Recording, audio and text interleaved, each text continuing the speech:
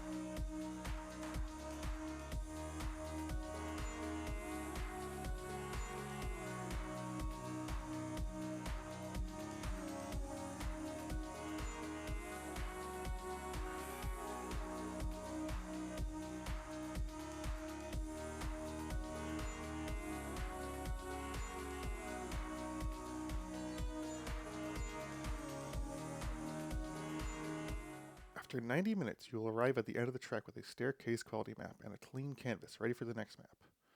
Don't forget to lock your map. If any of you remember the 4-hour staircase flattener, This is a clear improvement in processing time, and I've already got some ideas on how to make it even faster. For maps with deeper watercolors and transparency, we have a slightly more involved platform with a few more layers. The topmost layer of the map is reserved for the aforementioned late pairs.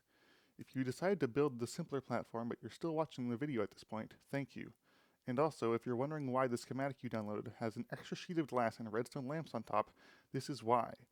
And now you know that you can safely ignore them. The lamps marked on the south edge of the schematic indicate where the sequence will pause for late pairs. Hit the appropriate note block to light the lamps. The late pairs are to be built when the sequence is paused and before suppression, so leave the topmost platform empty for now. To achieve all possible shades of water, you can use these unique water platforms below the map to place water pixels by waterlogging the appropriate glass panes. The player's water bucket can be refilled from the nearby sheet of logged panes. Each shade of water has its own platform corresponding to the required depth.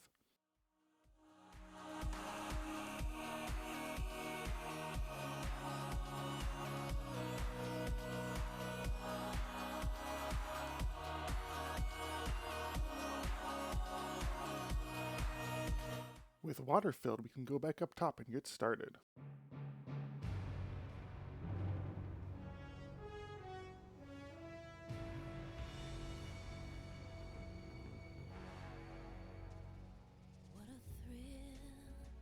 Late pairs are easier to do if you have a friend to help out. If your map has transparency, you will need a player to chunk load the map area anyhow, but if not, you can do it by your lonesome with a chunk loading grid underneath the map. Load the entire map, hop in the minecart, and begin the sequence holding the map just as before. If it's your friend in the minecart, the sequence can also be launched from the northeast corner of the map. When the sequence reaches a row requiring late pairs, it will pause before the suppression step and set off an alarm to alert the player in the cart that action is needed. Very important to remember, before leaving the minecart and approaching the map area to build the late pair, be sure to unequip the map, or better yet, remove it from your hotbar to avoid loading previously suppressed portions of the map. After placing the late pair for the current row, return to the cart,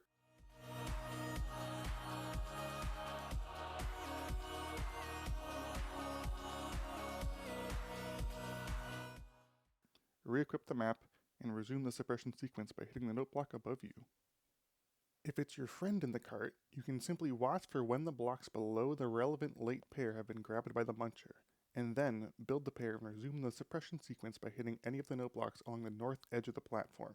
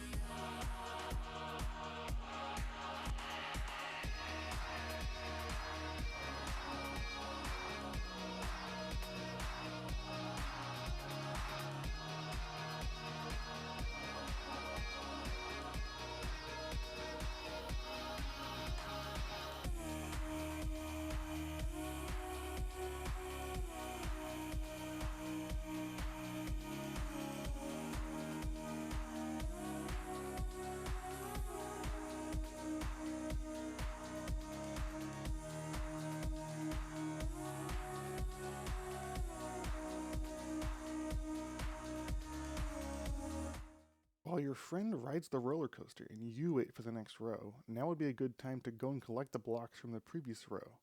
Unlike the bottom two platforms, I couldn't be bothered to do automated clearing on the top, since it shouldn't be that many blocks anyways. After this, the sequence runs the same as before. Before we wrap up, some credits are in order.